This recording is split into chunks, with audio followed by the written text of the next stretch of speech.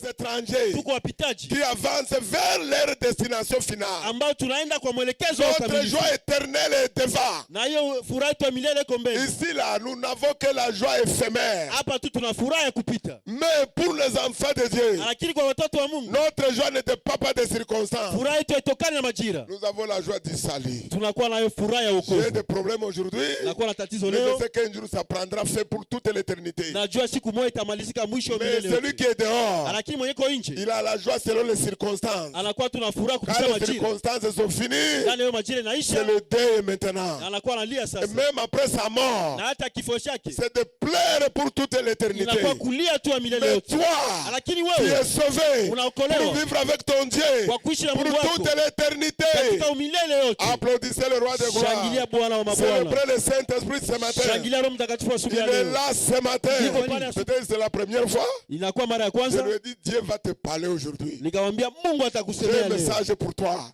Ninakuwa na ujumbe kwa Parce que je ajili ne yako. connais pas le thème. Kwa kuwa sikuwa sijue Quand mada. je suis dans mon lieu secret, Lakini kwa katika chumba changu cha elle siri sait que je prépare un message. anajua kana Mais naandaa elle ne ujumbe. sait pas il s'agit de quoi aujourd'hui. Lakini ajue leo inakuwa ya Mais le nini. Saint-Esprit m'a dit, Roho Mtakatifu akaniambia, dis-lui, umwambie tu as un message pour elle. unakuwa na ujumbe kwa ajili yake. Il y a un message aussi pour toi. Na kunakuwa ujumbe kwa ajili yako. En tout cas, celui qui est là ce matin, tu es véritablement béni. Kwa kweli kwa yule ambaye anakuwa pale asubuhi ya leo Ouais, tu unabarikiwa. vas me dire que même ceux qui sont absents, tu as toujours prêché. Ce matin, c'est différent. Utaniambia hata kwenye wanakuwa wakose leo inakuwa Le tofauti. repas d'hier n'est pas comme le repas que tu vas manger ce midi. Chakula ya jana iko chakula ambayo utatumia leo. Même la pâte d'hier, la manière dont on a chauffé l'eau, ça n'a pas le même degré. Hata kisi namna ulichamusha hiyo ugali ya jana Ce iko vile matin, vile c'est leo. loin différent au nom de Jésus. Ya leo inakuwa na utofauti kwa Tu jina vas la Yesu. recevoir quelque chose de très particulier. Utapokea kitu ya utofauti leo. Il y a quelque chose qui va secouer à l'intérieur de toi. Unakuwa kitu ambayo Et itatingizika quand ndani tu vas mwako. sortir d'ici, Na wakati tutatoka tu hapa, vas être une source de bénédiction pour non pas ceux qui n'ont pas utakuwa d'espoir. chemchemo ya baraka kwa wale ambao hawakukuwa hapa. Alléluia. Amen. Les jours sont différents. Na siku zinakuwa na Aujourd'hui, tofauti. tu peux choisir que ce soit ton jour spécial. Lakini leo unapasha chakula kwa siku yako tofauti. Cela dépend de toi. Ile inatokana na Il y a wewe. ceux qui ont l'habitude de dire, Kuna wale ambao wanakuwa na kusema, oh vraiment, il y a un jour là, mon jour de marchand, c'est de tel jour. oh kunakuwa siku yangu siku lendi inakuwa lendi imeisha Tu kwa as mtu déjà mwingine. maudit les jours, le jour là, Ushalania c'est wewe toujours peke ça pour deja toi. mwanzo wa kwezi tunaanza sasa. Tous les jours sont parfaits pour moi. Kila siku inakuwa Tous les mzuri jours kwa ajili ya sont Mungu. merveilleux. Kila juu inakuwa Parce que Dieu mzuri. peut se manifester à tout moment. Kwa kuwa Mungu anapasha kujionyesha kwa saa zote. Attends-toi à recevoir quelque chose de particulier ce matin. Chunga kupokea kitu upokea asubuhi ya leo. Nous allons lire la parole de Dieu. Tutasoma maandiko matakatifu ya Mungu. Romains 10, Warumi 10, le verset 17. shairi ya 17.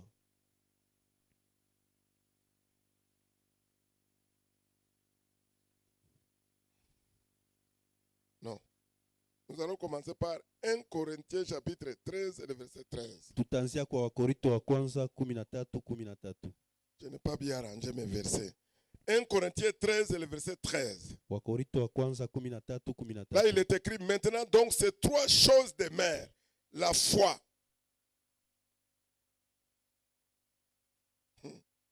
l'espérance, l'amour. Dans 8 secondes, c'est écrit la charité. C'est plus que la charité. Amen. Mais la plus grande de ces choses, c'est l'amour. Amen. Amen. Nous allons lire maintenant Romains 10, 17. Tutasoma Warumi 10:17. Ainsi, la foi vient de ce qu'on entend, et ce qu'on entend vient de la parole de Christ. Amen. Amen. Nous allons lire aussi Romains 5, 5. Tutasoma Warumi 5:5. Or, l'espérance ne trompe point, parce que l'amour de Dieu est répandu dans nos cœurs par le Saint-Esprit qui nous a été donné. Amen. Amen. Excellent Saint-Esprit, je te laisse toute la place. Parle à ton peuple au nom de Jésus. Amen. Amen. Ce matin, j'ai un thème que j'ai intitulé Asubuhi ya leo nakuwa na somo ambalo limeitwa la foi, imani, l'espérance tumaini et l'amour. na upendo, Les choses qui resteront pour toujours. na vitu ambazo vitabaki hati milele. Ah, comme je n'ai pas dit dans le thème que tu seras béni, tu seras ceci, tu seras ceci. Dans ce thème-là, il y a tout dedans. Gisi sikusema ndani ya somo utabarikiwa utakuwa hivi. Dans les Lakini trois ndani ya somo choses-là, kunakuwa kila kitu. il y Katika a hivi vitu tout tatu dedans. kunakuwa Si yote tu as ndani. la foi, Kama una si imani, tu as l'espérance, kama unakuwa na si tu tumaini, as l'amour, kama una tu es upendo, connecté à l'éternité. unaambatanishwa na umilele. Tout ce que Dieu va te donner, Yote Mungu atakupatia c'est quelque chose qui va demeurer pour longtemps. ni vitu ambavyo vitadumu hadi umilele. Alléluia. Amen. La Bible dit que les dons spirituels, Biblia inasema kwamba ile zawadi za roho, les guérisons, uponyaji, les prophéties, hiyo unabii, les dons de la parole de connaissance, hiyo neno ya ujuzi, les maisons, manyumba, les voitures, magari, tout ce que nous voyons là yote tunayoona prendront fin. itakamata mwisho. Mais Lakini la foi, imani, l'espérance, tumaini, l'amour upendo resteront toujours. itabaki. Mais hata ils ont milele. ajouté, Akaongeza, mais la plus grande de ces choses-là, anasema ya kubwa kuzidia hivyo vitu c'est l'amour. ni upendo. Ici, on parle de l'amour agapao. Hapa wanaongelea upendo Ce agapao, n'est pas amour philéo. haiko amur Ce phileo, n'est pas l'amour eros. haiko amur eros. C'est-à-dire l'amour là où tu vas quelqu'un le bien habillé, tu l'aimes parce que le jour où il n'aura pas de beaux habits, tu vas le haïr. Unaona mtu anavala vizuri, unasema unampenda, si kwenye hata kuwa na mavazi mzuri utamchukia. Tu aimes quelqu'un, le jeune, tu aimes une fille parce qu'elle est mince. C'est le jour où elle va arriver chez toi, elle prend du poids. Vijana unapenda binti, wanaona iko kibali, siku ambayo anakamata kwa Tu kabambi, commences à chercher des prétextes. unaanza tafuta sasa sababu. Mais l'amour agapao, Lakini upendo agapao, elle est mince, hata manyumba, elle est grosse, hata quelle que ananenepa, soit la forme, ingawaje hali, tu commences à continuer à voir la semence que tu as vue le premier jour. anaendelea kuona ile mbegu ambayo ulianza siku ya Ça ne kwanza, change pas. haibadiliki. Agapao ne dépend pas de quoi que ce soit. Agapao ilinganishe na Quand c'est hali. agapao, tu demandes à la personne pourquoi tu aimes la jeune fille. Agapao itamwambia kwa nini unapenda Il te vijana. répondra, je ne sais pas, mais je l'aime comme ça. Utasema sijua, lakini nampenda hivyo. La fille peut avoir commis des forfaits. Na huyo binti anaweza fanya On makosa, vient te dire, wanakia kwambia je l'aime comme ça. nampenda hivyo, Même dans ses faiblesses, c'est elle. hata ndani ya udhaifu yake ni yeye. Alléluia. Amen. Si tu aimes ta femme comme ça, applaudis le Seigneur pour Kama ta propre unapenda bibi vie. yako hivyo, shangilia Bwana. Alléluia. Amen.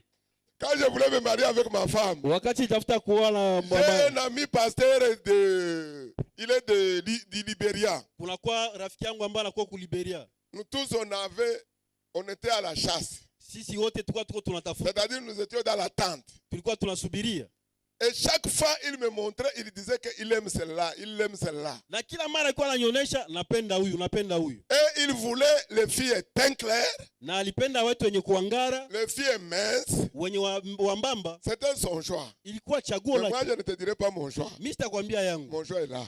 chaguo langu iko pale. Alléluia. Amen. Maintenant, les jours où Dieu m'a montré ma femme, Siku ambayo Mungu alinionyesha bibi yangu, Dieu a fait grâce et le passé là, on était ensemble. Mungu alipatia neema, tulikuwa pamoja na wewe Je ne mtumishi. l'avais jamais vu une seule fois. Nilikuwa siamuona hata mara moja. Et pourtant, son église était à côté de ma maison. Je pouvais bien suivre toute la prédication de leur pasteur étant dans ma chambre. Ingawaja kanisa langu ilikuwa pembeni ya nyumba yangu, ningepasha kufuata mahubiri, nilikuwa ndani ya C'était chumba. une grande église de plus de 3000 personnes. Ilikuwa kanisa kubwa sana, watu wengi. Et pourtant, le pasteur devant ma maison tous les jours. Ingawaja alikuwa anapita nyumbani kwangu Mais kila je ne leo, la voyais pas. lakini nilikuwa Je simuoni. suis tombé malade. Nikaanguka Je mgonjwa, suis allé à l'hôpital. nikaenda kwa hospitali.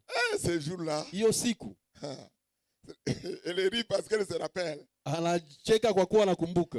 J'arrive dans le bureau du servière. Nikafika ndani ya fasi ya C'est-à-dire, on kumwafasiria, doit m'opérer. wanapasha kunipasua. Le médecin m'envoie vers le servière pour qu'on me programme. Ananituma kwa mtu ambaye atanipangia sasa ili nipate J'étais kupasuliwa. assis, Nilikuwa nimeketi le servière est devant moi. na huyo ambaye iko Je mtazamaji kwa pembeni fais yangu, dos donc à la porte. nikageuzia mgongo, Elle est venue, akakuja elle a déposé quelque chose sur la table. akatia Sur kitu le ndani ya bureau, sur le ndani ya bureau du meza, surveillant. ndani ya pale kwenye biro, Elle a tourné en même temps. na akageuka Je mara n'ai moja. pas bien vu le visage. Sikuona vizuri sura, Mais j'ai vu la partie faciale de ce côté-là. nikaona tu kipande ya sura ngambo ya huku, Et la voix m'a dit, na sauti kanyambia, c'est ton épouse qui est là. ndio bibi yako mwenye iko pale. Cette voix-là, Hiyo sauti c'est elle qui conduit le foyer jusqu'à aujourd'hui. ndio yenye naongoza ndoa hadi leo. Mais je n'ai pas vu le visage. Mais sikuona sura. Si même le surveillant faisait attention, il allait constater que j'étais resté maintenant. J'ai regardé tout le temps dehors et pourtant elle est déjà partie. Acha kama mtu alikuwa ananiangalia ngiona niko nageuka naangalia ingawaje kwa Quand shairi. j'étais sorti, Wakati nilitoka j'ai dit au pasteur qui m'attendait dehors, nikaambia mchungaji ambaye alikuwa anachungilia nje. maintenant tu vas rester célibataire seul. Nikaambia sasa utabaki msimbi Dieu wewe vient mwenyewe. de me parler, il vient de me donner une femme. Mungu amaliza nizungumzia anipatia mwanamke. Il m'a dit tu es malade. Akanyambia uko mgonjwa. Est-ce que tu l'as vu? Je umemuona? J'ai dit effectivement si je la vois, je ne sais pas si je peux la reconnaître. Akaambia kweli hata ningimuona siwezi mjua. Mais la voilà. Lakini hiyo Elle sauti ne peut jamais me tromper. haiwezi nidanganya kamwe. Je suis sûr que j'ai trouvé ma femme aujourd'hui. Nina uhakika kwamba nimepata mke wangu leo. C'était la toute première fois. Ilikuwa mara ya kwanza. Il m'a entendu parler de ces choses parce que la fois qu'il me proposait les filles, pour moi ce n'était pas le moment, j'ai rejeté ça, je ne voulais pas. Ilikuwa mara ya kwanza ananisikia niko nasema ile vitu kwa kweli alikuwa anionyesha wanawake sikutaki hata kusikia. Lui il m'a dit que certainement j'ai peur que l'opération risque de m'emporter, comme s'il veut dire que le pasteur est mort mais il était aussi garçon, il devrait se marier. Parce qu'à un certain moment il croyait que je n'étais pas normal. Alikuwa anafikiria kwamba ile kupasuliwa ilitafuta kuniua, alikuwa anafikiria kwamba siko tena sawa. Quand on est sorti, Wakati tulitoka, ma question était où est-ce que je vais la voir un jour? swali yangu wapi ambapo ndamwona siku Un moja. hôpital là où il y a des infirmiers qui peuvent aller même à 300. Kwa fasi ambayo wanatunza wanakuwa na waganga ambao iko zaidi ya 300. Je ne sais même pas, elle est infirmière, elle est sage-femme, elle est quoi. Si c'est elle portait blouse blanche. Sijua hata kama iko mzalishaji ama anatunza, lakini akuwa na hakika alikuwa Mais mganga. comme Dieu ne se trompe pas, Vile Mungu atanganyiki. à la sortie, Kwa kutoka, elle parlait avec une autre personne qui était en blouse. alikuwa anajadiliana na mtu mwingine alikuwa anavala hiyo. J'ai dit au pasteur, la voilà, c'est bien elle. Nikamwambia angalia njoo ule sasa. Ah, si c'est ta femme, alors va la prendre, on va rentrer à la maison. Kama ni mwanamke wako ende mkamate turudi na J'ai nyumbani. dit, je ne suis pas pressé. Waambia siko Ce qui est haraka. important, Yala mbona kwa na Dieu me Mungu. l'a déjà révélé. Mungu aisha C'est nifunulia. toi qui restes, je vais prier pour toi. Wewe ndio unabakia ndakuombea J'étais rentré sasa à la wewe. maison. Na tarudia Le diable nyumbani. a commencé. Na shetani akaanza. Tu crois que c'est pour toi? Unafikiria kama ni Dieu wako. mentait. Il m'a trop. Wewe uko msema Il uongo s'est anasema occupé uongo sana. correctement de moi. Akashurulishika kwa Et quand j'ai nani. pris, Wakati naomba j'ai la petite cœur. nakuwa na amani ya roho. À un certain moment, j'ai commencé les prières violentes. Na saa zingine nikaanza hiyo maombi Je ya Mungu. rejette la voix démoniaque. Nikaanza sukuma sasa na Je kukataa te kasauti bénis, ya shetani. Seigneur, pour mon épouse. Na bariki Mungu wa kwa bibi Ce yangu. n'était pas l'amour là charnel. Haikuwa hiyo upendo tu ya Ce n'est pas kimwili. l'amour là de dire qu'elle est belle, elle est ceci. Non, je sentais que j'ai trouvé une mère. Haikuwa hiyo upendo wa kusema sio iko kiana nimejua kama nipata Non, mama. ce n'était pas l'amour là que si je peux la voir, je vais la faire le bisou. Non. Haikuwa C'était sema plus sio fort que ça. nitapatia vizuri, hapana, ilikuwa zaidi ya hiyo. Et j'étais resté là. Nikabaki hapo. C'est pourquoi d'ailleurs tout ce qui nous trouble, ça toi, c'est pas l'amour de Dieu, ça c'est pas agapé. Njoo ile imena tusumbua haiko upendo wa Mungu. Nous mentons trop, que oh, sans elle tu ne pas vivre. Tu vivais déjà avant que tu ne la rencontres. Tunasema bongo sana wewe bila ya utaishi wewe uko unaishi tu. Si nous voulons parler de agapé, Kama tunatafuta ongelea agape. l'amour manifesté par Jésus-Christ pour venir mourir pour nous. Hiyo upendo unaonesha Yesu Kristo kwa kuja kufa kwa ajili Ce yetu. n'est pas différent du mariage. Haitokani na hiyo ndoa. Dans Ephésiens 5, la Bible dit Katika Efeso 5 Biblia que inasema l'homme est le chef de sa femme. ya kwamba mwanaume iko kiongozi wa Comme mwanamke. Christ est le chef de l'église. Kama vile Yesu Kristo iko Il kiongozi wa doit la kanisa. sanctifier, la présenter véritablement devant le Seigneur comme pure. Anapaswa kumtakasa na kumuonesha mbele ya Mungu kama mtu Et la anapotakasiwa. Bible dit que celui qui a trouvé sa femme a trouvé son Na bonheur. Biblia inasema yule ambaye anapata mke amepata heri. Moi j'ai trouvé mon bonheur et le pasteur me dit que non, c'est pas vrai. Mimi nipata kitu ya heri, mchungaji Et anasema lui dit, iko je kweli. viens de trouver mon bonheur. Na anasema anapenda mtu wa heri. Ah, la suite, vous la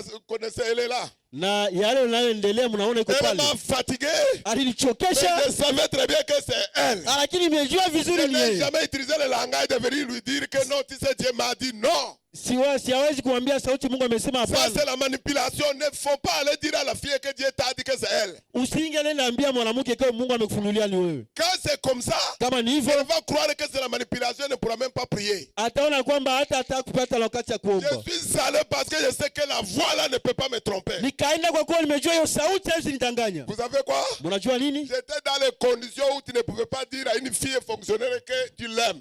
Nilikuwa ndani ya hali ambayo singeliambia mtu ambaye anatumika kwamba nampenda. Je portais des pantalons. Nimekuwa navala mavazi. Partout ici, c'est des plis. Huku kote inashonewa. Mais quand je l'ai acheté, j'avais du poids. Wakati nimeuza ilikuwa niko na nguvu. À cause de la montagne. Kwa ajili ya mlima. De prière. Ya J'ai maombi. tellement maigri qu'elle me disait que mais. Nilikuwa nimegonda kwa Pourquoi tu niambia. achètes des gros pantalons? Kwa nini umeuza mavazi makubwa? Je ne répondais pas à ça. Nilikuwa sijibilie. Parce qu'il y avait la vie de Christ qui était à moi. Kwa kuwa kulikuwa maisha ya Kristo iko ndani mwangu. C'est ça qu'elle voyait. Njoo yeye alikuwa Elle anaona. voyait un mari qui va la conduire jusqu'à Goma. Aliona Bwana ambaye atamfikisha mpaka Goma. Alléluia. Amen. la foi, imani, l'espérance, tumaini l'amour. na Mais upendo. l'amour est au-dessus de tout. Upendo unakuwa zaidi ya kila kitu. Regardez, la petite là, elle est en train de rire parce que chaque fois elle dit que toi qui as quitté le Congo pour venir chercher ma mère ici, si je n'étais pas venu, toi tu serais là. Mtoto ambaye iko nacheka pale, ambaye kwa mbele atafuta mtoto kumfikisha Goma hapa, kama ingekuwa yeye kama uko pale. Les Congolais, on va les envoyer beaucoup parce qu'au Togo, il y a beaucoup de filles. Wakongomani tutawatuma fasi mengi kwa kuko Togo kuna wabinti wengi. Donc nous allons essayer d'expliquer la foi, c'est maintenant. Tutaenda kufasiria imani ni sasa. La Bible dit que la foi vient de ce qu'on entend. Biblia inasema imani kukuja yale ambayo Si tu reçois tunasikia. la parole que j'envoie ce matin, Kama unakamata maneno ambayo natuma siku ya cette leo, parole va susciter dans ton cœur la foi. hiyo imani itachamusha, italeta imani ndani mwako. Alléluia. Amen. Maintenant, il y a l'espérance. Sasa kuna tumaini. L'espérance, c'est le futur. Tumaini na Ça kwa peut vitu être ambavyo un futur- vitapokuja. Ça peut être un futur proche. Inaweza kuwa ya karibu Ça peut être un futur plus éloigné. na inaweza kuwa ya mbali zaidi. Alléluia. Amen. Maintenant, et l'amour, Na upendo c'est tout le temps. inakuwa ya saa zote. Tu comprends bien? Unasikiliwa vizuri? La foi, c'est maintenant. Imani ni sasa. Si tu es là ce matin, c'est parce que tu as la foi d'être là. Kama uko pale asubuhi leo kwa kuwa na imani ya kuwa pale Et tu asubuhi. es venu avec l'espérance que tes besoins peuvent être comblés par la parole que tu recevras. Na umekuja na tumaini ya kwamba jibu lako litapata kupatia neno ambalo utapokea. Et comme dans l'amour de Dieu, tout est possible. Na vile kwa upendo wa Mungu yote Tu vas yanawezekana. sortir d'ici vainqueur et victorieux au nom de Jésus. Utatoka hapa mshindi kwa jina la Yesu Kristo. Alléluia. Amen. Tu ne peux pas venir ici si tu n'espères recevoir quelque chose de Dieu. Hautakuja hapa kama utumainie kupokea kitu kwa Mungu. Et tu ne peux pas quitter ta maison si tu n'as pas la foi au Dieu que tu veux aller adorer. Na utatoka nyumbani kwako kama una imani kwa Mungu ambaye unaenda abudu. La Bible dit que sans la foi, il est impossible de lui être agréable. Biblia inasema bila imani haiwezekani kumpendeza Mungu. Si tu as la foi, Kama una imani, il faut savoir que tu peux recevoir même ce qui est impossible à tout le monde, toi tu peux le recevoir par la foi. unapasha jua kwamba unaweza kupokea kila kitu ambayo haiwezekani mbele ya watu, lakini kisi una imani unaweza kupokea. J'ai dit que ce culte de ce matin est différent. Nakwambia kwamba ibada ya asubuhi leo iko Si tu tofauti. veux que ce jour soit un jour spécial pour toi, cela dépend de ta foi. Kama unapenda kama hii siku ikuwe tofauti kwa ajili yako, hii ikuwe kwa Cela imani. dépend de l'espérance que tu attends, tes attentes envers le Seigneur. Inatokana na tumaini ambayo unasubiria mbele ya Bwana. Je vais te donner le premier exemple. Ndakupatia mfano wa kwanza. Ici, nous allons aller très vite. Hapa tutaenda kwa haraka. Il y a l'exemple d'un homme qui avait une mentalité véritablement, il avait la foi. Kuna kuwa mtu ambaye alikuwa na imani, Même dans les creuset de l'affliction, hata kama alikuwa ndani ya il shida, avait toujours l'espérance que Dieu le fera. alikuwa na tumaini Mungu atajibu. Alléluia. Amen. Sans cet homme, c'est David. Huyo mtu ni Daudi. Je vais t'expliquer sur ces psaumes que tout le monde chante comme un perroquet, pourtant c'est rempli de toute la vie. Ndakufasuria gisi watu wote wanaimba kama C'est- vile na ndege, c'est lakini Psaume kwa jaza 23. maisha. Inakuwa Zaburi Le ya premier 13 verset shairi ya est kwanza au verset 6. mpaka 6. Je commence le premier verset. L'Éternel est mon berger, je ne manquerai de rien. Bwana ni mchungaji wangu, sitakosa na kitu. Le gars, il a été berger. Huyo mtu alikuwa anafanya zaidi. Il sait combien de fois un berger se soucie beaucoup de ses brebis. Alikuwa anajua namna gani huyo mchunga kondoo anakuwa anahusika na Même kondoo quand les zake. lions venaient pour dévorer les brebis, Hata kama hiyo simba inakuja le kukamata gars kondoo, était capable de tuer les lions sans aucune arme à main. huyo mtu alikuwa na uwezaji ya kuua bila kuwa na silaha mikononi. Il se posait maintenant des questions. Alikuwa anajiswali sasa, Si moi qui suis homme, sasa gisi mimi niko mtu qui suis derrière les brebis, ambayo niko nyuma ya hiyo je kondoo, parviens à protéger mes brebis. nafikiria kuchunga kondoo zangu. Qu'en est-il Dieu qui a le regard sur moi et qui dit qu'il connaît quand je m'assis, quand je me lève, quand je sors, quand je suis ici, quand je suis là? C'est Dieu-là. Je peux lui faire la confiance. Mara ngapi Mungu ambaye anakuwa ananienda sasa, nikitoka nikitembea, huyo Mungu napasha mpatia tumaini. Alléluia. Amen. Et il a dit dans Jean chapitre 10 Na naisomana kwa Yohana qu'il est le bon berger. iko mchungaji mwema, Il connaît la voix de ses enfants et ses enfants connaissent sa voix. anajua sauti ya watoto wake na watoto wake wanajua sauti yake. Alléluia. Amen. Je crois que maintenant tu connais la voix de ton pasteur. Nafikiria sasa unajua sauti ya Mais ici mchungaji nous wako. parlons de la voix de ton créateur. Hapa tunasemea juu ya sauti ya muumbaji wako. Alléluia. Amen. Il dit que l'Éternel est mon berger, je ne manquerai de rien. Anasema Bwana ni mchungaji wangu, sitakosa na kitu. Les brebis ne manquaient de rien devant David qui était un homme. Hawezi kosa kitu kwa ajili ya huyo Daudi ambaye Un alikuwa jeune de mtu. 17 ans Mtu ambaye alikuwa miaka qui était 17. capable de garder les troupeaux et aucun animal, même l'ours est venu, il l'a tué. Alikuwa na uwezaji ya kuchunga nyumba, hata dubu inakuja akayaua. Ah, je ne sais pas si tu as rencontré un jour les bergers et ceux qui gardent les vaches. Sijue kama ukisha kuangalia wale wanachunga hiyo vitu. Je te dis, tu peux avoir l'arme sophistiquée, tu ne vas pas lui arracher une vache pour partir avec, il va te tuer. Ninajua hawezi hata uko na silaha hawezi mkamata kondoo moja ubeba anapasha kukuua. Soit il va donner sa mort à cause des brebis. Soit anapasha kupana maisha yake kwa ajili ya hiyo kondoo. Soit lui va finir avec toi. Soit wewe atakumaliza. Alléluia. Amen. Il me fait reposer dans des verts pâturages. Ananiketisha kwa majani mabichi. Il me dirige près des eaux paisibles. Ananyongoza katika maji matulivu. Quand il dit qu'il fait te reposer dans des verts pâturages, anakuketisha katika mahali il te matulivu. fait asseoir dans l'abondance. Anakuketisha ndani ya hoteli. Il te fait asseoir dans les verts pâturages, c'est là où il y a tout. Anakuketisha mahali ambapo kunakuwa kila kitu. Ne t'en fais pas. Usijali. Il ne te fait pas asseoir dans l'abondance seulement, mais il restaure même ton âme. Hata kuketisha tu lakini ajanga pia Et moyo il te wako. conduit dans le sentier de la justice Na à cause de anakuongoza son nom. katika njia yake kwa ajili ya jina Quel que lake. soit le problème d'injustice que tu vis, Ingawaje namna hali ambayo unaishi, l'Éternel a le regard sur toi, le regard de la justice. Bwana anamtizama kwa ajili yako Il ya établira kukutetea. la justice sur toi au nom de Jésus. Ataweka hiyo katika jina la Quelle Yesu que soit la Kristo. méchanceté dans ton service ou bien dans ton quartier, Ingawaje ukali ndani ya kazi yako, ndani ya kazi rappelle-toi yako, toujours que tu adores le Dieu de la justice. kumbuka kwamba unaabudu Mungu ambaye anakuwa na haki. Alléluia. Amen. Même quand il marche dans la vallée de l'ombre de la mort, Acha anatembea katika mahali pa ulinzi. le gars ne craignait rien. Huyo mtu haogopi Parce que kitu. dans l'ombre de la mort, il sait que la présence de Dieu est Hata là. ndani ya giza anajua uwepo wa Mungu uko David pale. n'avait pas le Saint-Esprit en lui. Daudi alikuwa na Roho Il Mtakatifu avait ndani l'onction mwake. sur lui. Alikuwa na upako Mais ndani toi, tu as le mwake. Saint-Esprit en toi. Lakini wewe una Roho Il vit Mtakatifu en ndani mwako. toi. Anaketi ndani Il est mwako. avec toi. Yuko na wewe. Même dans les situations les plus pires, Hata ndani ya hali vigumu zaidi, il y a la voix du Saint-Esprit qui te parle. una Roho ya Mungu ambaye Il te dit, je suis anakusemesha. avec toi, ma fille, ne Anakuambia crains niko pamoja pas. na wewe, usilie. Je suis avec toi, mon fils. Niko pamoja na Ne wewe crains mwanangu. pas, j'ai vaincu le monde. Usiogope, nimeshinda Vous dunia. êtes des sacrificateurs sur la terre. Mko wa kuhani katika Tel dunia. que Jésus était, tel vous êtes Vile aujourd'hui dans Yesu le Kristo monde. alikuwa na wewe huko ndani ya dunia. Alléluia. Amen. Que même je ne crains aucun mal car tu es avec moi. Siogope hata mabaya kwa kuwa uko pamoja na Ta mimi. houlette, ton bâton me rassure. Fimbo lako linanihakikishia. Voilà là où vous aimez. Angalia mali Tu mnapenda. dresses devant moi une table en face de mes adversaires. Unaweka meza mbele yangu katika maadui. Pourquoi? Parce que tu es l'huile, ma tête et ma coupe déborde. Kwa nini? Kwa kuwa unapaka kichwa yangu na Il hiyo y a upako wa l'onction qui selimuka. déborde ici pour te faire sortir de Kuna cette upako situation. ambao unatirika na kutosha katika hiyo hali. L'onction coule depuis la tête d'Aaron jusqu'au pied. Hiyo upako unatirika Ça veut kuanzia dire que kichwa ça coule mpaka kwa depuis la tête miguu. du pasteur sur tous les membres. Hiyo upako Si unatirika tu katika reçois kichwa. cette parole dans ton esprit, Kama unapokea ndani ya roho si tu yako, reçois la parole pour l'espérance que tu as en kama Jésus-Christ, unapokea katika hiyo tu tumaini vas ambalo unakuwa sortir ndani ya d'ici Yesu, libéré au nom de Jésus. utatoka hapo nafunguliwa kwa Parce que jina la le Dieu Yesu. de l'espérance est là. Kwa kuwa Mungu wa tumaini iko Le pale. plein d'amour est là. Huyo Mungu wa Ce upendo n'est iko pas pale. l'amour charnel, c'est l'amour agapao. Haiko upendo wa kimwili Il na va kwa upendo wa manifester agapao. agapao encore pour toi ce matin. Itaonekana katika asubuhi ya Il leo. dit qu'il dresse la table. Anasema anaweka Vous meza. qui priez que vos ennemis meurent. Nini ambapo unaomba watu Il wa faut kufa. qu'ils vivent pour que la table soit dressée. Inabidi waishi ili meza Il ipate faut qu'ils kusiwa. soient en vie pour voir la gloire de Dieu dans ta Inabidi vie. wakuwe pale waone utukufu wa Il Mungu faut maishani qu'il soit mwako. là. Inabidi wawe pale. Il faut prier pour qu'ils vivent.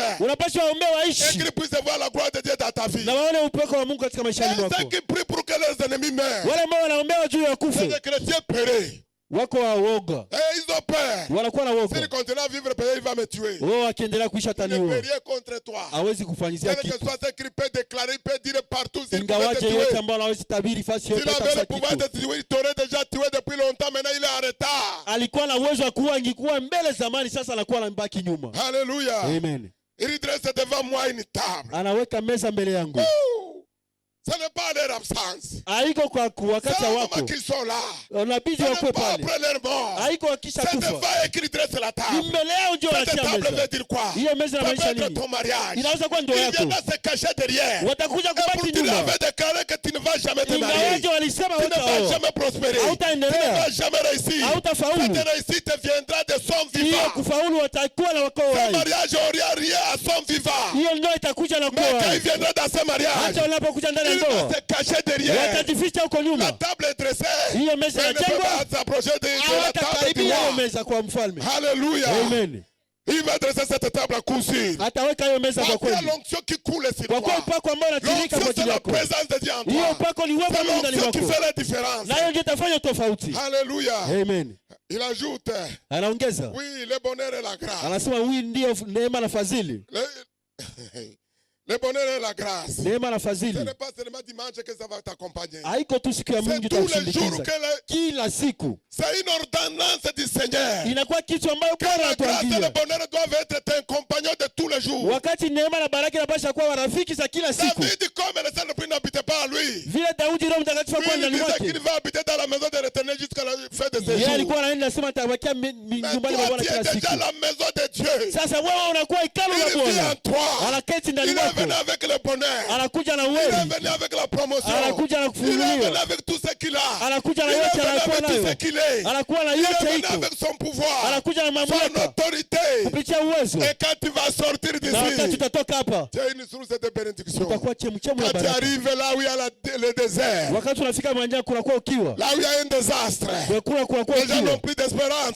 kunakuwa Tu vas leur dire tumaini. que ton Dieu est vivant. Atasema Mungu wako Il est iko wapi, capable de changer leur situation. anakuwa na uwezaji ya kubadilisha Au nom majira de Jésus. kwa jina la Yesu. La Bible nous recommande Biblia inatuambia d'avoir cette même pensée que David. tuwe na hiyo mafikara kama Daudi, Même dans les situations les plus horribles, hata ndani ya hali ambayo inakuwa gumu de zaidi, croire qu'il est avec nous, de tuamini ya kwamba iko nasi, croire qu'il ne nous abandonnera tuamini pas. ya kwamba hatatuachilia Il a kamwe. dit que Amesema même si la femme oublie son enfant, hata mwanamke anasahau mtoto si wake, cela peut arriver, hata kama ile moi, inaweza l'Éternel, je fikia, ne t'abandonnerai mimi wa pas. milele Moi, sitakuachilia, je ne t'abandonnerai mimi pas. sitakuachilia, Parce qu'il n'est pas un homme pour mentir, kwa kuwa iko mtu wa kusema ni le uongo, fils de l'homme pour se wala mwana repentir. mtu kwa ajili ya Ce qu'il a tubu. déclaré sur Yale ta ambayo vie, amesema kwa maisha ça mwako, s'accomplira au nom yale de Jésus. itatimilika kwa jina la Yesu Kristo, Pourvu que tu aies l'espérance. ili tukuwe na tumaini. Si tu as l'espérance, Kama una tumaini, tu garantis l'espérance garantit ton avenir. hiyo tumaini inakuwa nahakikisha mwelekezo Celui qui wako n'a wa pas kesho. d'espérance, Yule ambaye ana tumaini c'est un mort.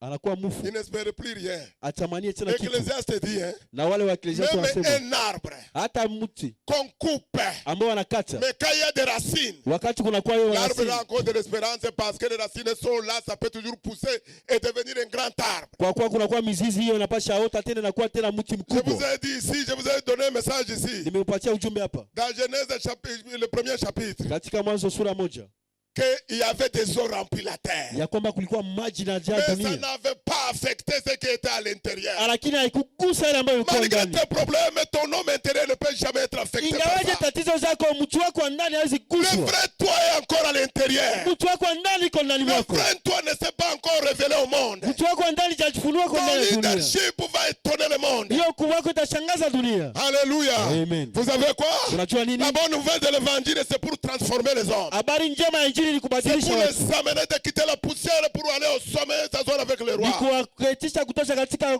vumbi na kuwabeba katika L'évangile que je wafalme. te donne aujourd'hui, Ujumbe ambao nakupatia ça leo peut faire de toi un grand politicien dans cette nation. inaweza kufanya Ça kuwa peut mtu wa faire de toi un politika grand mkubwa, médecin qu'on n'a jamais connu. unaweza kufanya Ça mganga peut faire de mkubwa, toi un grand avocat qu'on n'a jamais wanaweza entendu. kufanya mtetezi Ça peut mkubwa, faire de toi une grande femme d'affaires. wanaweza kufanya Ça mtu peut mkubwa faire wa de kazi, toi un grand homme d'affaires. wanaweza kufanya mtu Tout le mkubwa. monde peut connaître que tu es un enfant véritablement Watu mystérieux. wote wanaweza kuwa À mtu mtu wa cause de Mungu l'onction que tu reçois ce matin. kupitia upako ambao C'est unapokea asubuhi ya l'onction leo. d'impact pour la grandeur. Ndiyo upako ambao Si itakubeba tu kwa es dans ukubwa. l'échec là, Ndani uko kwa c'est kushindwa, méchant que ce n'est pas pour ceux qui sont dans la défaite. haiko ndani ya wale ambao C'est le wanashindwa, message pour les conquérants ni vainqueurs. ya wale ambao wanakuwa ndani ya Si wapiganaji tu es là halisi. ce matin, déjà tu es dans la classe des conquérants Kama vainqueurs. uko pale katika asubuhi Si ya tu leo, es là unakuwa ce ndani ya hiyo matin, tu hali. n'es plus la même personne qui est venue ce matin. Kama uko mtu pale asubuhi ya Tu leo, viens d'entrer dans la classe des riches, unaingia ndani ya dans watu la wenye classe de la kufaulu, grandeur. wale ambao wanakuwa Je ne wakubwa. parle pas de ceux qui sont dehors. Siseme wale ambao Je wako parle de la nje, classe du royaume de Dieu. ninasema wale ambao wanakuwa ndani ya Parce qu'il ufalme wa est Mungu. écrit. Kwa kuwa imeandikwa, Il est écrit. imeandikwa, Vraiment, Shakapa. Jésus, Il est écrit. imeandikwa. Vous au contraire. Nini? Vous au contraire. Nini Ne mwalimu? vous comparez pas aux gens qui sont dit dehors. Msije ichizana wale ambao Vous wako êtes nje. une race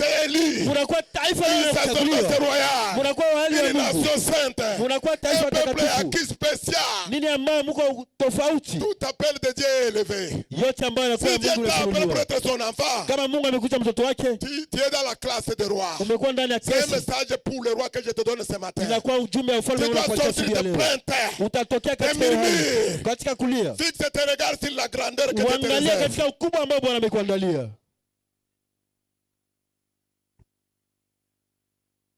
Matthieu 9, 20 à 22. Mathayo 9:12. Et voici une femme atteinte d'une perte de sang Tizama mwanamke ambaye amekuwa anashikwa na kutoka na depuis damu 12 ans. toka miaka 12. s'approcha par derrière et toucha le bord de son vêtement. Akamkaribia kwa nyuma na kugusa pindo ya vazi Car lake. elle disait en elle-même, Wakati alikuwa anasema ndani mwake si mwenyewe, je puis seulement toucher son vêtement, kama anaweza tu kugusa nguo yake je serai guéri. nitapona. Jésus se retourna Yesu akageuka et dit à la voyant, akamwambia, prends courage ma fille, kuwa na nguvu ta mwanangu, foi t'a guéri. imani yako Et cette imekuponya. femme fut guérie à l'elle-même. Na huyo mtu akapona pale pale. Jésus n'a pas dit Yesu akusema que sa foi a guéri la femme. ya kwamba imani yake imeponyesha Il mwanamke. dit la foi de la femme elle a guéri. Akamwambia imani Cette yako femme imekuponya. avait seulement entendu parler de Jésus. Huyo mwanamke alisikia kusema kwa Elle est Yesu venue avec des attentes na akakuja kwa de la kusubiria guérison. ya Elle uponyaji. est venue avec une attente en elle, avec assurance. Alikuja kwa kusubiria na tumaini. Jusqu'à ce qu'il y a deux voix. Kuna sauti mbili, Il y a une voix de la bouche, kuna kuwa sauti il y ya a une kinywa voix na intérieure. sauti ya ndani. Quand les deux voix sont ensemble, là, Wakati hiyo sauti mbili kwa ça doit pamoja, produire un miracle toujours. italeta miujiza kila mara. Elle s'est dit en elle-même, Na akajiambia ndani mwake mwenyewe, si je peux seulement kama naweza tu toucher le bord de son habit, kugusa pindo la vazi yake. quelle espérance. Tumaini ya namna Toi, gani? tu n'as pas besoin de toucher son habit. Wewe unataja kugusa nguo Tu yake, reçois sa parole en contact dans tes oreilles, tu reçois la foi. unapokea maneno yake kwa masikio yako, unapata imani. Cette femme, elle est venue quand elle voulait toucher, les disciples ont commencé à la pourchasser. Wakati alitaka mgusa, wafuasi wakamfukuza Parce qu'il y avait une foule. kwa kuwa kulikuwa umati. Toujours devant ta grande bénédiction, il y aura toujours des obstacles. Kila mara wakati kunakuwa baraka yako mkubwa, kunakuwa C'est vizuizo. pourquoi ta destinée est entourée par de grandes montagnes. Ndio maana hiyo mwelekezo wako wa kesho unakuwa milima Mais ne mkubwa, t'inquiète pas. usingelijali. Celui qui a créé les montagnes est avec Yule toi. ambaye aliumba hiyo milima iko Il va pamoja na les wewe, terrasser au nom de Jésus. ataiweka chini kwa jina la Yesu Kristo. Alléluia. Amen. Voilà cette femme aussi. Tizama huyo mwanamke sasa. Cette femme avait la foi. Huyo mwanamke alikuwa na imani. Cette femme avait l'espérance. Huyo mwanamke alikuwa na tumaini. Elle est venue à Jésus pas comme une religieuse. Hakukuja kwa Yesu kama mtu wa dini. Non. Hapana. Elle a eu même peur. Alipata hata Quand woga. Jésus a dit, Wakati Yesu alisema, quelqu'un m'a touché. mtu amenigusa. Ah, ils ont commencé à dire, Watu wakaanza sema, mais Seigneur, nous sommes nombreux. Bwana, watu wako wengi. Qui t'a touché? Nani amekugusa? Nous sommes très nombreux ici. Ndio tuko wengi Mais la hapa. parole appartient de quelqu'un qui a les oreilles Lakini sensibles maneno à la yanakuwa kwa parole de ajili ya Dieu. mtu ambaye anakuwa na C'est masikio celui qui a la yapokea kwa jina la sensibilité Yesu. spirituelle. Yule ambaye anakuwa na Il hiyo va kugusa recevoir la kiroho réponse à ses attentes au nom de Jésus. atapokea majibu kwa yale Il y ambayo avait anasubiria kwa plusieurs. jina la Yesu. Kulikuwa wengi ndio. Mais plusieurs ne sont pas guéris. Lakini wengi C'est hawakuponyesha. cette femme qui a quitté la maison avec espérance. Ule mwanamke ndio alitoka Elle nyumbani a na quitté la tumaini. maison avec la foi. Alitoka nyumbani na imani. Aujourd'hui, je dois faire une rencontre particulière. Leo nitafanya kukusanyiko ya Même upekee. si on m'arrête là, Acha je wananizuiza. ferai de mon mieux. Nitafanya yote. Même s'il ne me parle pas. Acha kama niongelee. Donc, ce qui est ici, la vie de cet homme, même si je touche son habit, Mpako ambao uko katika ngozi yake, hata kama nagusa Vous ngozi savez yake. quoi? Mnajua nini? Jésus est le même hier, aujourd'hui, Yesu éternellement. Kristo ni yeye yule jana leo Si na Jésus milele. guérit, Kama Yesu anapona au travers le ministère de Paul, kupitia hiyo huduma ya Paulo, avec l'ombre seulement. kupitia hiyo kivuli tu. Aujourd'hui, si je guéris par mon ombre, vous allez dire que c'est gris-gris. Leo kiponyesha leo kivuli yangu tena kama Aujourd'hui, ilivyopepo. l'ombre guérit. Hata kama leo kivuli inaponyesha. Le mouchoir est guéri. Na hiyo mshwari C'est un inaponyesha. mouchoir différent, c'est un mouchoir ouais. Ni aibu mshwari unapotausi hapo na poko Alléluia. mafuta. Est-ce que tu es dans la classe de vainqueurs? Je, unakuwa katika watu ambao kwa Applaudissez le ushindi. Seigneur pour cela. Shangilia Bwana kwa ajili ya hii. Parce que je te conduis quelque part. Kwa kuwa nakubeba fasi fulani. Jean chapitre 1, le verset 6. Yohana 1:6. Et un homme envoyé de Dieu, son nom Kunakuwa na était mtu Jean. ambaye kuambiliwa na Mungu jina yake kwa Yohana. Et un homme. Kulikuwa mtu. Donc Dieu peut m'envoyer pour venir te parler ce matin. Mungu anaweza nituma nikia kuongelea asubuhi ya leo. Il a envoyé un homme Akatuma mtu qu'on appelle Jean. ambaye anaita Dieu Yohana. m'envoie vers toi pour te communiquer la foi, l'espérance et l'amour. Mungu alituma mbele yako nikuongelee imani, Si tu tumaini na reçois cette upendo. parole, Kama napokea je hiyo peux neno, te dire ce qui se passe à l'intérieur de toi. naweza kuambia kitu Toi qui ambacho as kinatokana ndani l'espérance mwako. là, Wale ambao tu vas tumaini, sentir comme si tu voulais quelque chose de bouger dans ton ventre. utasikia kama vile kuna kitu kinatingizika tumboni mwako. Ça, c'est la foi qui vient de Hiyo ni naître. imani ambayo inatoka Mais kwa Bwana. l'espérance Lakini peut tumaini t'amener même à sauter. inaweza kuleta hata Parce que tu uruke. es sûr que la parole c'est pour toi. Kwa kuwa unakuwa na imani ya kwamba neno ni kwa Au ajili nom yako. de Jésus. Kwa jina la Yesu Au nom Kristo. de Jésus. Kwa jina la Yesu Kristo. Espérance même c'est quoi? Tumaini sasa C'est ni nini? l'attente positive de tes désirs. Inakuwa ile njia ambayo nasubiria kwa ajili ya Elle te haja donne yako. l'avenir. Inakupatia Elle mwelekezo te wa donne le kesho. but pour lequel tu vis. Inakupatia lengo kwa ile ambayo unaishi. Chacun a un but pour lequel il vit. Kila mmoja wetu ana lengo ambayo anaishi. Il espère quelque chose. Anatumainia kwa kitu. Quelque chose de Dieu. Kitu ya Mungu. Alléluia. Amen. Mais un homme ordinaire, Na mtu wa kawaida il ne peut pas comprendre ce que nous sommes en train de dire. hata elewa ile ambayo tuko naongea. Parce que celui qui a l'espérance, Kwa yule ambaye il anatumaini, ne dit pas c'est fini pour moi. asisema kunaishia hapa kwa ajili yangu. Il ne dit pas que c'est fini pour moi. Asemake ase naishia hapa kwa ajili Il ne yangu. dit pas que oh, cette situation je vais sortir dedans quand. Oh, asemake hii hali nitatoka namna gani ndani David n'a mwangu. pas parlé comme ça. Daudi hakusema Il hivyo. a vécu l'ombre de la mort, mon Aliishi bien-aimé. katika ule ule C'est un roi. mauti.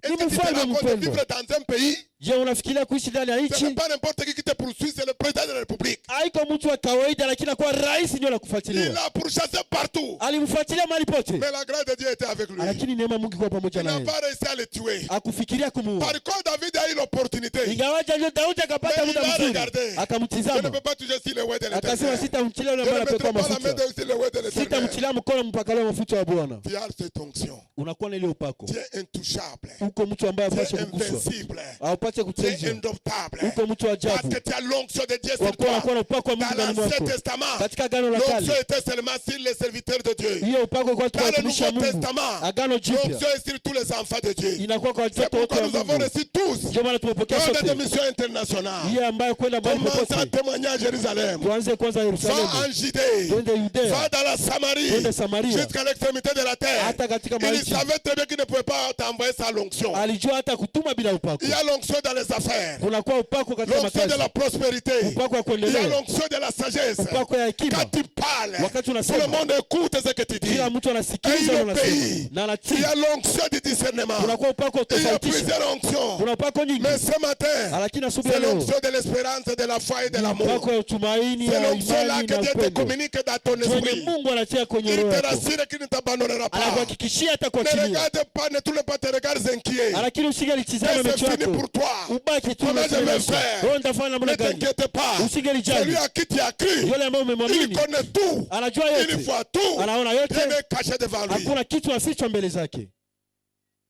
Ça m'amène à me rappeler de quelque chose Inanikumbusha kitu que je moja dois dire dans cette église. ambao nitasema ndani ya Si les kanisa, autres le font, kama wengine s'il vous wanafanya, plaît, il faut arrêter. samahani, mnapasha Aujourd'hui kuacha. à Goma, quand les gens tombent malades, Leo watu kama watu mort de wanagonjwa, tête seulement, hiyo tu kugonja kichwa, que ça doit être poison. oh, ni sumu, Tous ces poisons, yote ni sumu, ils vont vous tuer. oh, watawaua. Je vais t'expliquer. Nitakufasiria. Le monde est contrôlé par l'esprit diabolique. Dunia inaongozwa na hiyo roho ya kimapepo. Ceux qui sont sauvés, Wale ambao wanaokolewa, la Bible dit qu'ils sont mis à part dans le royaume de Dieu, c'est pourquoi ils sont appelés église. Biblia inasema wamewekwa kando kwa sababu wanaitwa kanisa. Et Esaïe dit, Na Isaya anasema on va retourner en Égypte pour aller chercher du secours. usingelirudia Misri kuenda kutafuta tena vile vile Toi, vilivyoacha. tu es malade. Wako mgonjwa, Tu as Jésus en toi. una Yesu ndani mwako. Maintenant, tu vas aller vers l'agent du diable pour te guérir. Sasa unaenda kwa yule mtu wa shetani kwa kuja kuponya. Si c'est l'envoûtement, Kama nyewe kuvutia, l'esprit qui t'a envoûté, c'est le même esprit que tu vas aller consulter. na hiyo roho ambayo imekuvutia ndio utaenda kuona tena. J'ai entendu plusieurs. Nimesikia wengi, Oh, mon enfant était malade. oh, mtoto wangu yuko Et mgonjwa, quand je l'ai amené consulter, wakati umeenda la kumpeleka première fois kwa j'ai matibabu, entendu ça parce que ces choses avant n'existaient pas ici. na ile vitu haikuwa ishi kwanza hapa. J'ai demandé, tu as été consulté où? À l'hôpital? Nikaenda wapi? Kwa hospitali? Que non. Hapana. Qu'il y a quelqu'un dans le quartier Wewe kuna mtu ndani ya qui quartier consulte sur le poison. ambayo anakuwa anapima sumu. Ça, c'est vraiment insensé. Ile haisikilikani. Si c'est l'envoûtement, Kama ilikuvutia, c'est la parole. inakuwa maneno. On ne t'a pas envoûté seulement dans la nourriture. Hawakuvutia On tu est kwa accompagné chakula, par la parole. walishindikiza na maneno. Pour te maudire, pour envoyer la maladie. Kwa kukulani upate Le magonjwa. seul moyen de les chasser en tant qu'enfant de Dieu, Vuta mzuri wa kufukuza kama mtoto wa Mungu. parle à ton corps. Sema na mwili wako. Interdis la maladie dans ton corps. Kataza mwili Je katika te dis magonjwa que yako. ça marche. Nakwambia kwamba Commence inaendeka. à t'imposer le Messie à la douleur. Anza kuoleka Je dis au nom de Jésus. Unasema kwa jina la Yesu Il Kristo. est écrit que Imeandikwa. j'ai mangé sur les serpents, sur les scorpions, Wakati natembea sur katika toute la nyika na puissance nge. de la sorcellerie. Hata katika uchawi. Rien ne pourra jamais me nuire. Hakuna mbeta Et il nzuri. est écrit, je Imeandikwa. peux prendre même le breuvage mortel. Naweza kula hata vitu ambavyo vinakufa. Quand l'envoûtement va entendre cette déclaration, Wakati hiyo kuvutia itasikia hiyo kukiri, ça va s'évanouir. itakimbia yeye Toi, tu mwenyewe. vas vers l'agent du diable. Wewe utajifanya kama mtu wa Même si shetani. c'est ton oncle, c'est un agent du diable. Hata Parce kama qu'il ni ne connaît mjomba pas wako Dieu. ni mtu wa shetani. C'est encore hier. Ni hapa jana. Je ne vais pas donner le nom. Si Quelqu'un est papa tombé l'a dit. malade. Mtu akagonjwa, Vous voulez lui donner même l'argent pour l'aider. utampatia hata pesa kwa kumsaidia. Et sa famille dit que oh, ça doit être l'envoûtement. Ni Ouais. boulot aussi. Inapasha kuwa ni kuvutia kwanza la J'ai dit, sorcellerie. mon argent, vous allez ramener. Je ne peux pas accepter que vous preniez l'argent pour aller donner à ces agents du diable. Nikasema pesa zangu mtarudisha, sitaruhusu mupane pesa zangu kule mtu wa D'ailleurs, si c'est shetani. l'argent, ouais, ça ne te servira même pas. Kama ni mafranga ambayo napakaliwa mafuta haitakuruhusu kwa La kitu. personne m'a appelé. J'ai dit, je t'amène à l'hôpital de force. Nikamwambia ni ule mtu nakubeba kwa hospitali kwa nguvu. Parce que j'ai prié pour lui au téléphone. Kwa kuwa nimemwombea kwa ajili yake kwenye Si simu. vraiment c'est l'envoûtement. Kama ni kuvutia tu. Aucun envoûtement ne pouvait tenir devant cette prière. Hakuna hiyo vutia ambayo itabaki katika hiyo maombezi. Je l'ai amené à l'hôpital, j'étais avec docteur Michel. Nikambeba kwenye hospitali tulikuwa na Dr. Ce matin, Michel. il m'a envoyé un message. Asubuhi amenitumia ujumbe. Que ça va beaucoup mieux. Ya kwa inaendeka vizuri sasa. S'il partait là-bas, Kama ingeenda huko, ils allaient dire que c'est positif. angesema kwanza iko na sumu. C'est là-bas là où on va vous envoûter même. Haiko kule njoo kwenye watakuvutia. Tout ce que vous allez boire là-bas là. Yote ambayo mtakunya huko. Quelle que soit la durée. Ingawaje muda. Ça y est. Iko.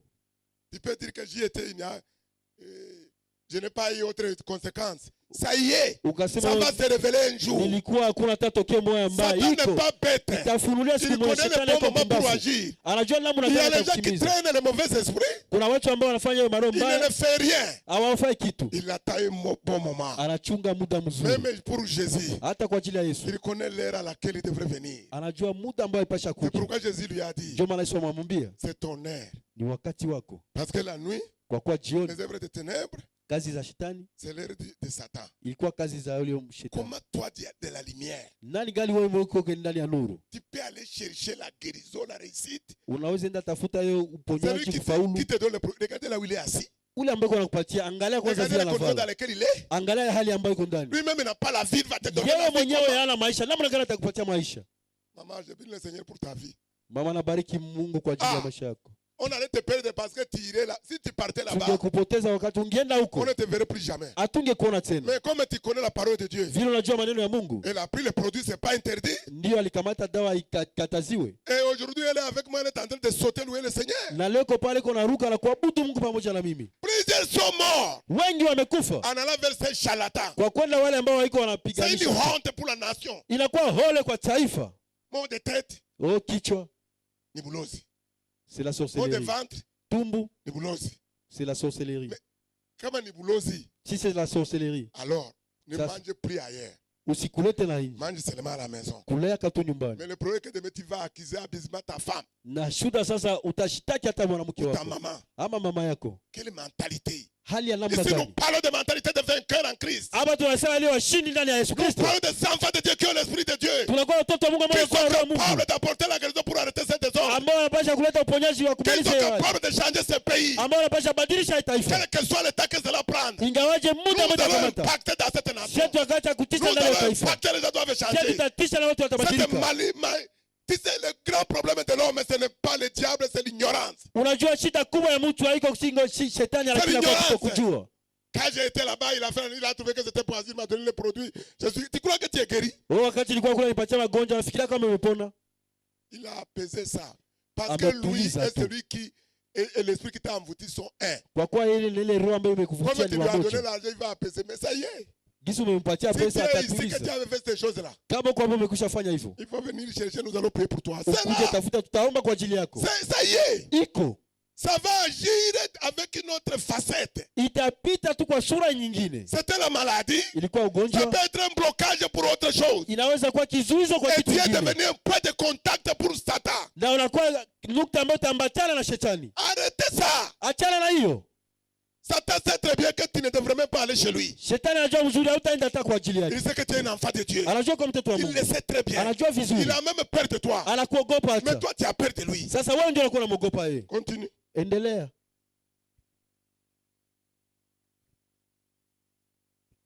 Est-ce que tu sais pourquoi tu respires encore? Je, unajua namna gani unapumua Parce que tena? tu as un plat pour toi. Kwa kuwa Mungu ana mpango kwa Il ajili a un yako. plat de bonheur pour toi. Anakuwa na mpango wa heri kwa Le ajili monde yako. attend la révélation des fils de Dieu. Na dunia inasubiria ufunuliwa wa Ce mwana wa n'est pas Mungu. moi qui le dis, c'est Romains chapitre Sio 8 qui mimi le dit. lakini Warumi ndio Que nasema. même la création attend la révélation des fils de Dieu. Hata umbaji nasubiria Que la umbaji wa création Mungu. soupire Hiyo umbaji nalie. pour la voiture que le Seigneur t'a réservée, soupire là où elle est garée. Hiyo gari ambayo Bwana amekuangalia inabakia La kwa mbali maison que ambapo Dieu Mungu t'a anapatia. réservée, soupire quand est-ce que le propriétaire viendra. Hiyo nyumba ambayo Mungu amekuandalia na ngoja kwa ajili ya yule Ton mtu. fiancé, ta fiancée, soupire. Huyo mchumba wako anakuwa Quand est-ce que je vais anasubiria. rencontrer mon roi? Wakati gani nitakutana na Quand mfalme est-ce que je wangu? vais rencontrer la princesse? Wakati gani nitakutana na wewe Si tu malkia? as une telle attente, sois rassuré que le Seigneur, tu ne peux pas écouter ce message et ne pas te marier. Kama unakuwa na hiyo subiria, utasikia hiyo ujumbe na usingelioa Et makuno ce leo. n'est pas n'importe quel mariage. Na iko mwando ya Il aina. faut voir grand. Unapasha kuona vikubwa. Il faut voir comme ton Dieu. Unapasha kuona kama Mungu Il wako. faut voir comme l'aigle. Unapasha kuona kama tai. L'aigle, depuis multitude de kilomètres, il voit déjà sa proie Tai sur la hata terre. unaona mwana gani naenda naona Nous chakula sommes mbona appelés à kula. regarder comme l'aigle. Tunakuwa tayari kuona kama vile tai. Alléluia. Amen.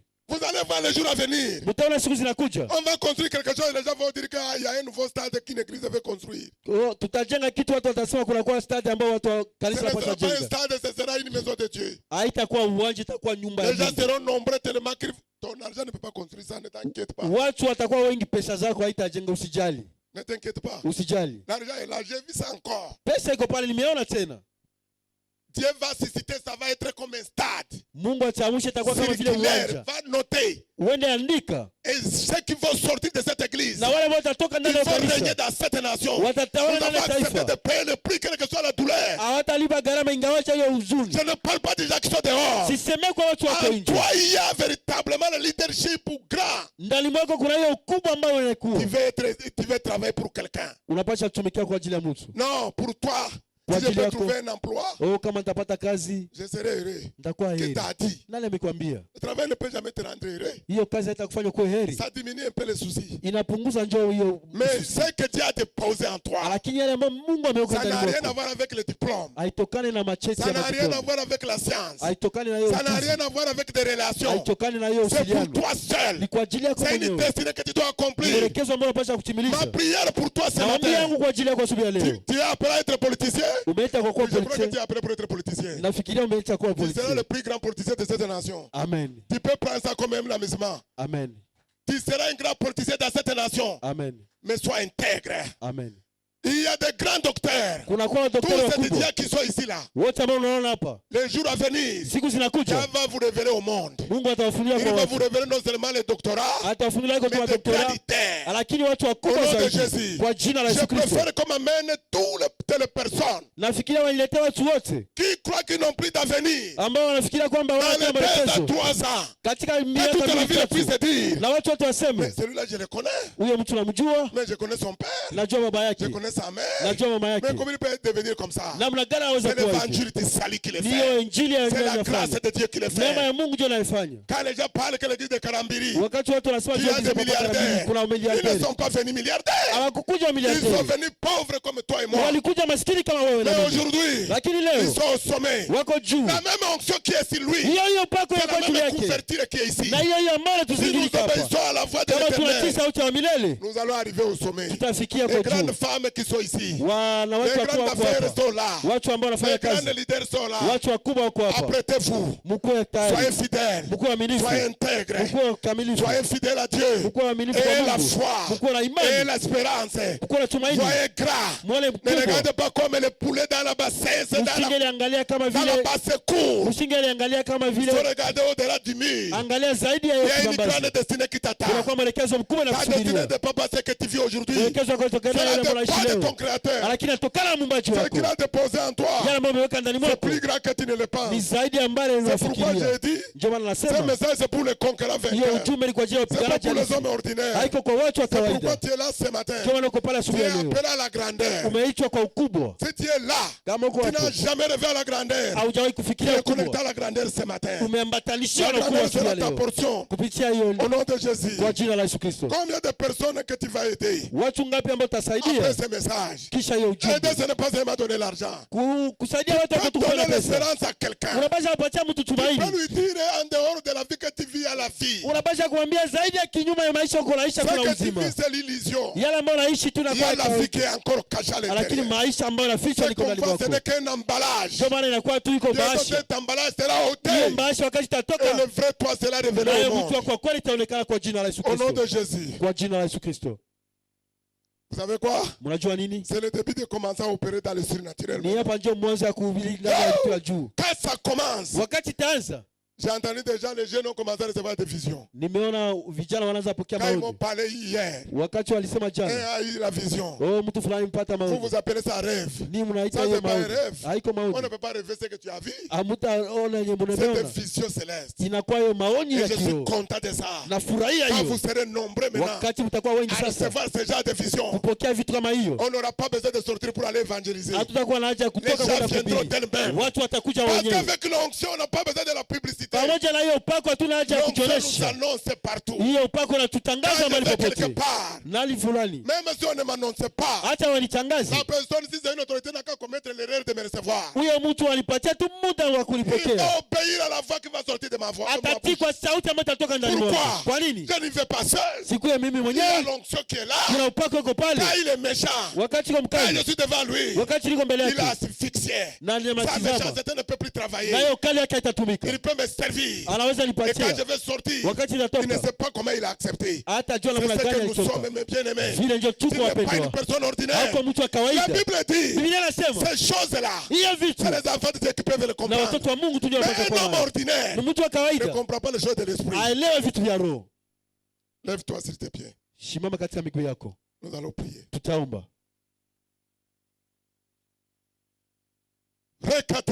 Jésus, Tu espères recevoir quoi? unatarajia kupokea nini? Je disais à ma femme au Togo, Nilikuwa naambia mama Togo, quand je n'avais pas de voiture, wakati nilikuwa sina gari, chaque fois elle chantait dans mes oreilles. kila mara nilikuwa naomba katika Il masikio faut yangu, acheter moto. utauza moto? J'ai dit, je ne Pikipiki. fais pas. Sitaki. Quand il pleut, Wakati inanyesha, celui qui conduit la moto et le piéton sont les mêmes. mwenye anatembeza pikipiki na mwenye anatembeza Il faut aller miguu wako wamoja, s'abriter. wanapasha enda kuugama. Ça n'a pas duré. Haikukawia, Quelqu'un m'a envoyé 3 à la fois. mtu akanitumia 3 mara moja, 3 voitures à la fois.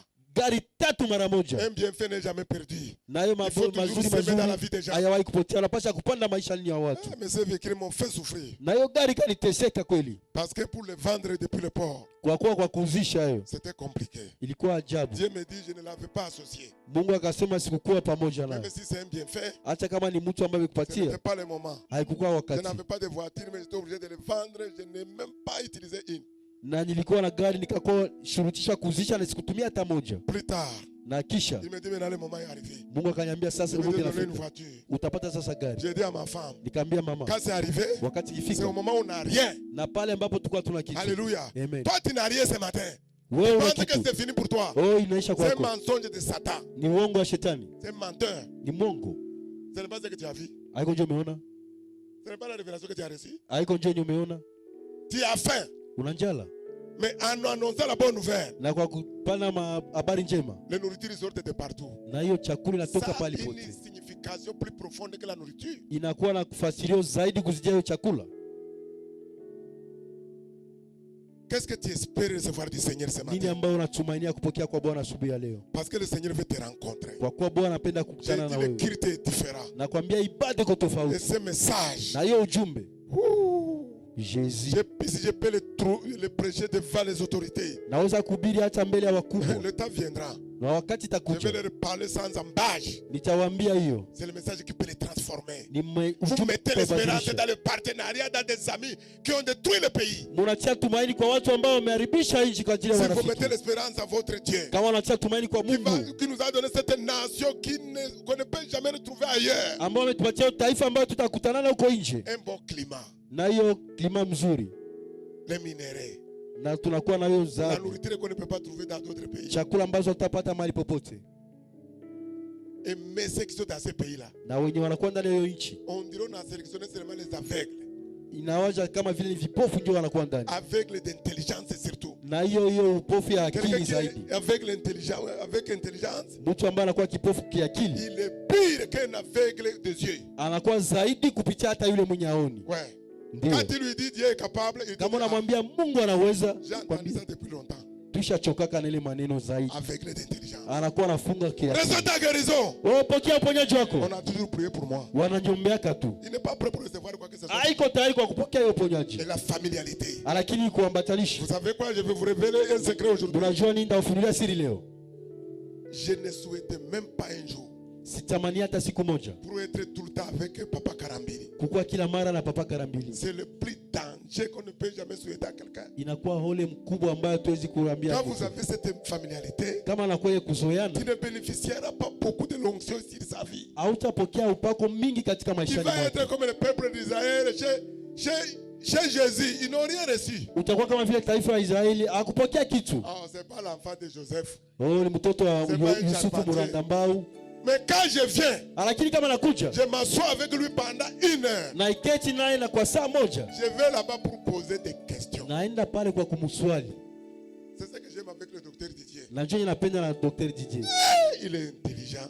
Anakuwa na Il akili. lui pose des questions, et puis Anani- des questions qu'il faut. Anapana maswali ambayo inakuwa inafaa. C'est-à-dire, Inamaanisha il n'a pas besoin de la prière. ana haja ya Il maombezi, a besoin de la connaissance. anahitaji ndio ujuzi. Et ça ne peut que réduire tout pasteur. Ile inapasha kufurahisha kila mchungaji. Quand je vais chez Papa Karambiri, Kama nenda kwa mbele ya je baba prends note. na kamata buku, Je pose les premières questions. nasema swali ya kwanza, Il me répond. ananijibu Et je sais, na najua il est content de ça. anafurahia hiyo. Parce que je ne suis pas là pour aller raconter, parler, oh, à Goma, il y a ça.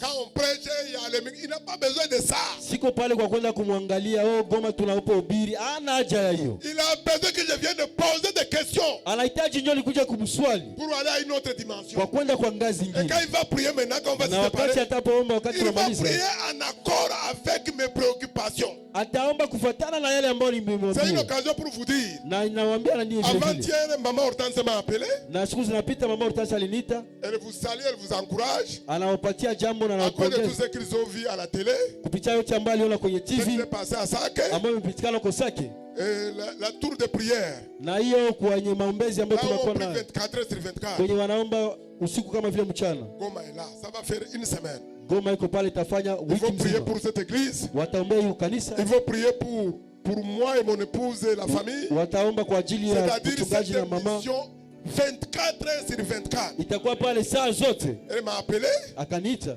Plus tard, kisha elle me rappelle encore. ataniita tena, Elle me donne une révélation pour me réconforter. akanipatia ujumbe kwa kunitia Elle nguvu, me dit ne craignez rien. akaniambia msiogope kitu. Tous les réseaux de prière, de la tour de prière, maintenant la priorité, papa a dit qu'il faut que ça soit à Goma. Watu wote ambao wanakesha katika maombi, baba amesema kwamba itaendelea tu kwa ajili ya Goma. Si tu entends ça, tu es content. Kama unasikia leo Tu unafurahi, dois aussi prier pour toi-même. na unapaswa jiombea kwa Il ajili ne faut yako pas mwenyewe. dépendre des prières des autres. Usingelitokana na maombi ya watu wengine. Je vous ai dit, Nimewambia c'est au travers de cette église. kupitia hiyo S'il kanisa, y a d'autres, je ne sais pas. kama kuna wengine Mais sijui, le Seigneur va changer les circonstances. lakini Bwana atabadilisha majira. Quelles sont tes attentes ce matin? Nini ambayo unasubiria asubuhi ya leo? Tu vas parler à Dieu toi-même. Utaambia Mungu wewe Ce n'est mwenyewe, pas affaire de te faire répéter. haiko kukuambia Moi-même, urudilie. j'ai mes attentes à Na moi. mimi mwenyewe nasubiria yangu, Moi-même, je vais crier à Dieu. na mimi nitalilia Mungu S'il wangu. m'a donné ce message, Kama nipatia hiyo il ujumbe, veut m'amener à une autre dimension. anapata kuleta kwa ngazi À nyingine, une autre dimension du kwa ministère. hatua ingine ya À ujumbe, une autre dimension de la kwa grandeur. hatua ingine ya ukubwa. Qui ne veut pas être grand. Nani apendi kuwa mkubwa? Parce qu'il a dit, Kwa kuwa amesema la gloire est à venir. hiyo utukufu ambayo C'est plus itakuja grande que la gloire du passé. inakuwa mkubwa zaidi kupitia ile ambayo inakuwa Donc, inapita. c'est-à-dire que vous n'avez encore rien vu. Inamaanisha kwamba utaona L'onction qui kitu. arrive là, Upako ambao unakuja c'est pale l'onction qui va attirer les foules pour venir. ni upako ambao utaleta umati kwa Parce qu'il kuja, a promis ça. kwa kuwa ametuahidia La hiyo gloire de l'ancienne maison là. hiyo utukufu wa nyumba ya kwanza,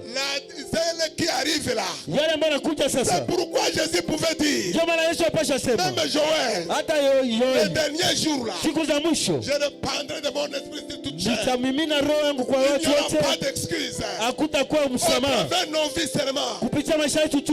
les gens vont nous voir. Watu watatuona. Vous savez ce que la Bible dit? Unajua ile Biblia inasema 55:12. katika Isaya 55 Quand nous passons 12, quelque part, wakati tutapita pale fulani, là on parle du chant, wale ambao que les arbres de chant applaudissent. wale mamicho watakuwa wanapiga mikono. Même nos ennemis, ils savent que nous sommes différents. Hata adui zetu wanasema tuko mbali mbali, Parce que nous sommes les arbres de la justice. kwa kuwa tuko hali ya Tu vas ya commencer kweli. à passer en ville. Utaanza pita katika mji, C'est elle ça.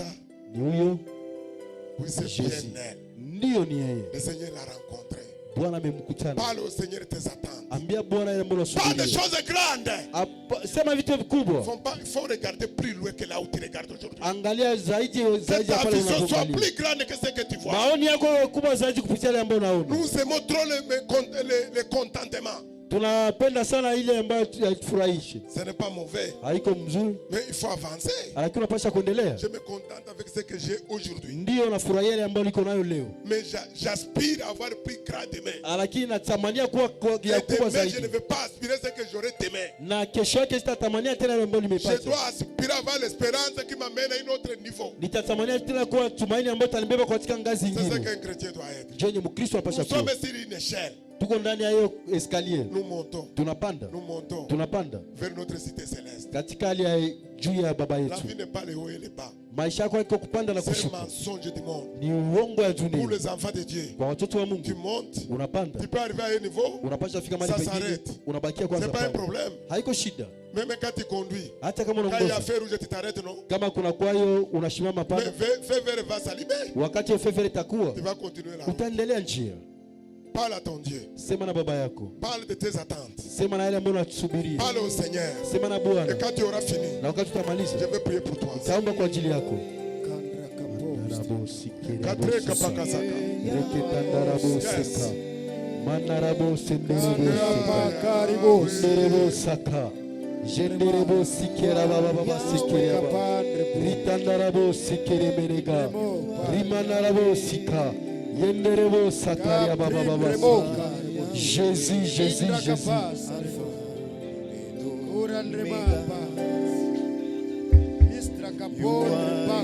Jésus. Jésus. Oh, you are Yahweh. You are Yahweh. Kandarabo sikaria manara